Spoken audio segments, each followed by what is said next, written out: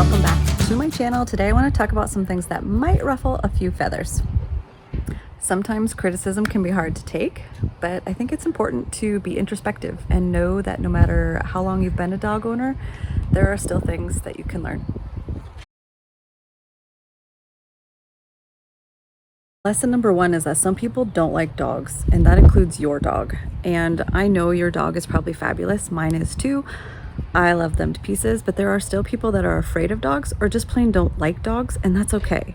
So this means that you shouldn't assume that you can take them to anyone's home, or that when you have people over yourself, that when you're inviting guests into your home, to be aware of whether or not those people are comfortable with the dog being around. And if not, just be okay with putting the dog away in a kennel somewhere, or taking them somewhere else that they can be while your guests are in the home. So just not assuming that everyone loves dogs.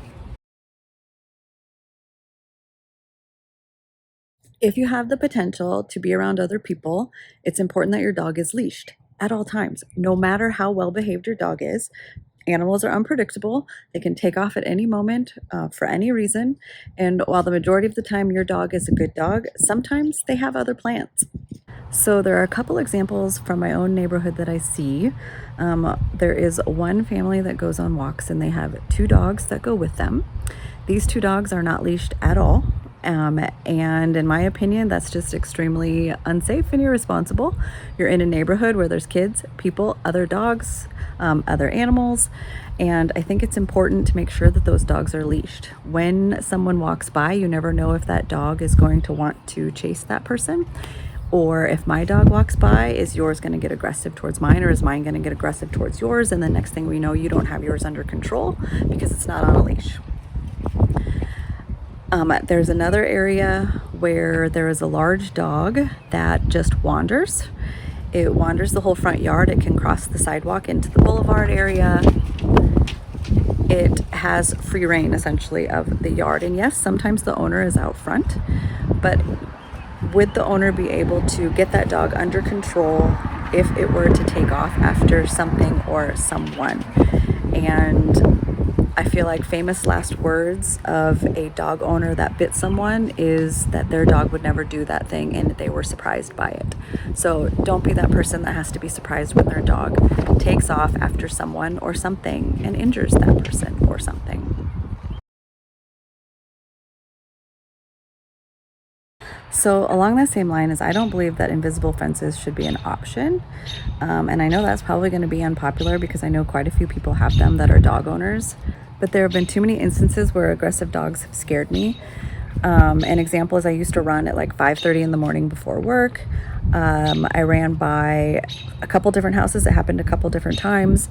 A dog came flying at me as I was running by. It was dark outside and it really scared me to the point where I eventually just stopped running in neighborhoods because it made me uncomfortable. I never knew when a dog would come running at me, and in the dark that can be scary, especially when you don't know that the invisible fence is there or that the dog will stop at the invisible fence line.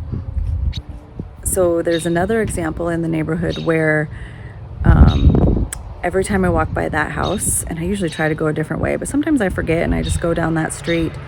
But anytime I go down that way, there's a dog that is extremely aggressive and barks the entire time I walk by the house. It doesn't stop. The owner doesn't come outside to try to make it stop. It scares me. I never know if a dog is going to actually stop at the invisible fence or if it will come at me.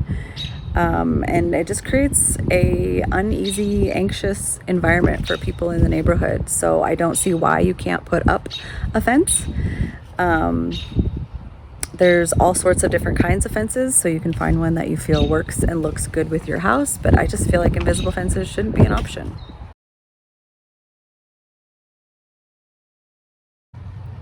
The fourth item is that dog hair will be everywhere and you just need to make peace with it. You can drive yourself crazy trying to get rid of every single speck of dog hair, but honestly, I just do my best. I vacuum, I wipe things down, I use lint rollers. I have a video on how to keep your house clean when you have dogs, and I will link that here as well so you can take a look. But overall, there will be dog hair. It will be on your clothes, it will be on your furniture, on your floors, and you just have to do your best to keep up with it, but don't make yourself crazy over it. Item number 5 is that you can't have nice things. Now, I say that tongue-in-cheek because I obviously have nice things, but I have to have the mindset that everything is either repairable or replaceable, and if it's not, I'm probably not going to purchase it. So some examples I have is that for some reason one of my dogs likes to chew on wood, so the wood steps that go up to our house from the backyard have been chewed on the corners, or the wood bench in my mudroom has also been chewed on slightly. Both things are repairable. I can take boards out and replace them when I want to.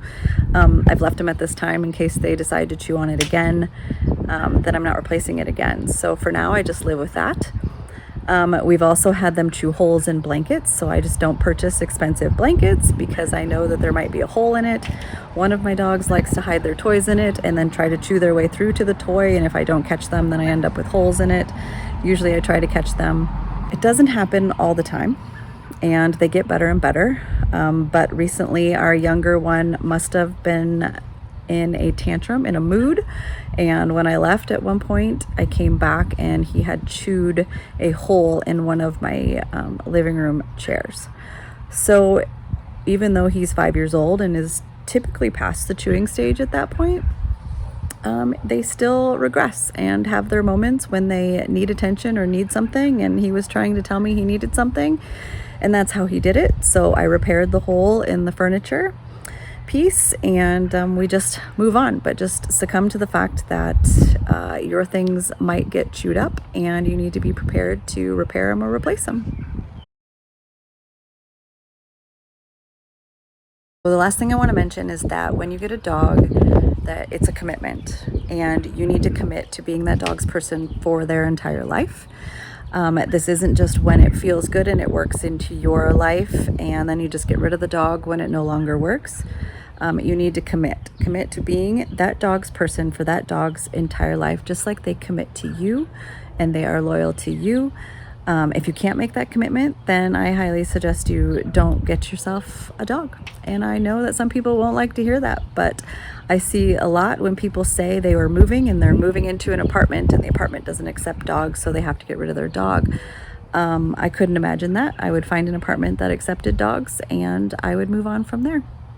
Hopefully this video helps you understand how to be a better dog owner.